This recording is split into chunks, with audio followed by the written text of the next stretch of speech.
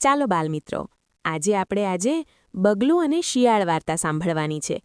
તો શરૂ કરીએ બગલા અને શિયાળની વાર્તા. વાર્તા પૂરી જોવા માટે વિડીયોના અંત સુધી બન્યા રહેજો. એક બગલો નદી કિનારે રહેતો હતો અને નદીમાંથી માછલીનો શિકાર કરીને ખાતો હતો. એક દિવસ એક શિયાળ નદીમાં પાણી પીવા આવી ચડ્યું. શિયાળ અને બગલા વચ્ચે ઓળખાણ થઈ. વાત-વાતમાં બંને પાકા ભાઈબંધ થયા. શિયાળ મીઠું મીઠું બોલે, પણ એની દાનત હતી ખોરા ટોપરા જેવી. એક દિવસ શિયાળ કહે, બગલાભાઈ, તમે મારા દોસ્ત થયા.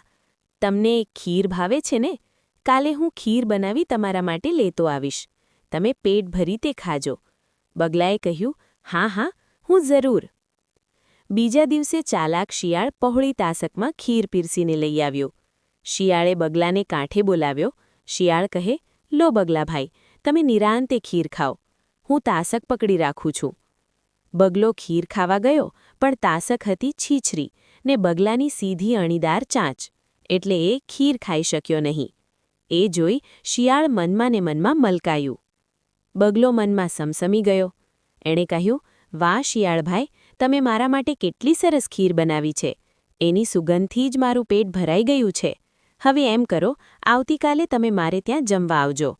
હું તમારા માટે તમને ભાવતી બાસુંદી બનાવીને તૈયાર રાખીશ. જમવાનું આમંત્રણ મળતા શિયાળ રાજી થઈ ગયું અને પોતાના ભાગની તેમજ બગલાના ભાગની ખીર સફાચટ કરી ગયું. બીજે દિવસે શિયાળ બગલાને ઘેર જમવા પહોંચી ગયું. બગલાએ સાંકડા મોંવાળા કૂંજામાં બાસુંદી ભરી તૈયાર રાખી હતી.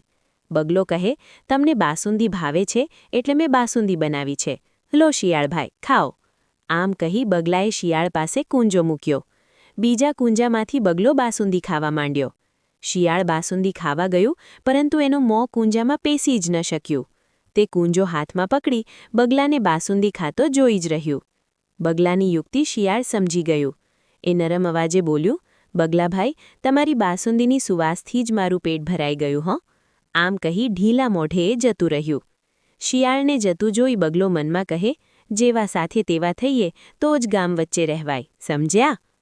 જો બાલમિત્રો, તમને અમારો આ વિડીયો ગમ્યો હોય તો લાઈક કરજો, શેર કરજો અને અમારો આ વિડીયો તમને કેવો લાગ્યો એ કમેન્ટ કરજો.